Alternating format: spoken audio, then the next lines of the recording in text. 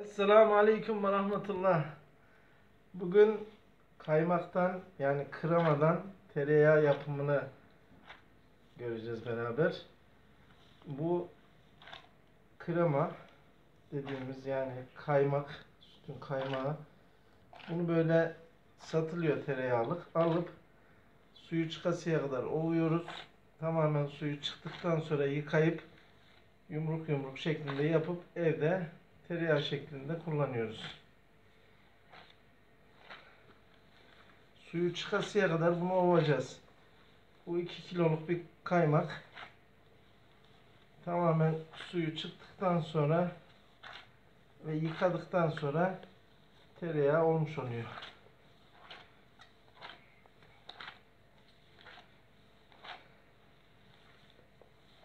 Tabii bayağı bir güç sarf etmeniz gerekiyor.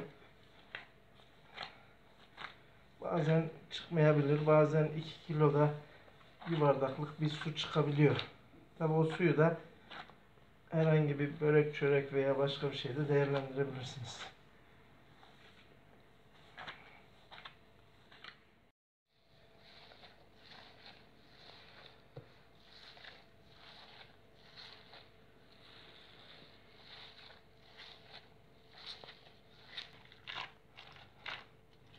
Evet, yavaş yavaş tereyağımızın gördüğünüz gibi suyunu bırakmaya başladı.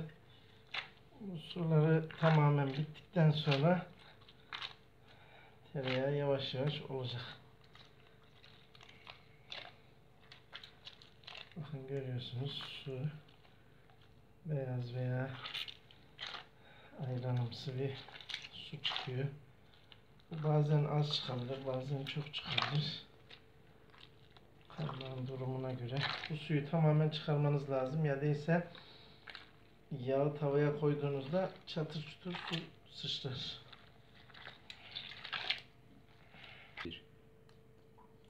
Evet, yağdan ayranını yavaş yavaş ayrıştırıyoruz.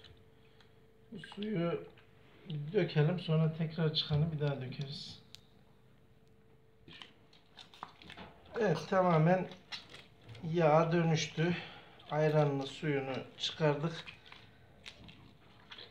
Şimdi bu yağı yıkayacağız ve yağ haline dönecek. Gördüğünüz gibi 2 kilo kaymaktan bir bardak ayran şeklinde bir su çıktı.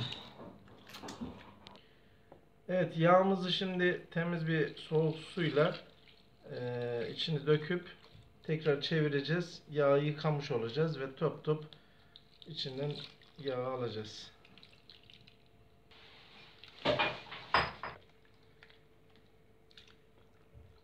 Yağı suyun içinde yıkamış oluyoruz tekrardan.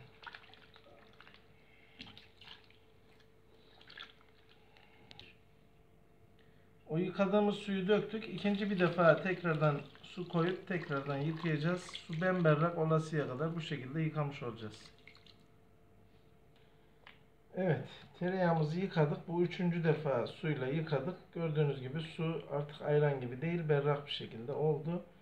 Bitirdik. Bu suyu da dökeceğiz. Ondan sonra tereyağımızı top top haline getireceğiz. Evet, tereyağımızı tamamen yıkadık, temizledik. Şimdi isterseniz böyle top top hale getirip sarabilirsiniz veya da şu gördüğünüz kutulara koyarak saklayabilirsiniz. Kahvaltılık için tuzsuz, yemeklik için içine ilave tuz ekleyebilirsiniz. Bu şekilde bunu yapmamızın nedeni şu: hazır aldıklarımız tamamen koruyucu katkı kullanıldığı için biz bunu tamamen doğal mandırada yapılan kaymağı tereyağı haline getirdik. İçine herhangi bir katkı olmadan sağlıklı bir şekilde tüketmeye hazırladık. Size de böyle şeyler yapmanızı tavsiye ederim.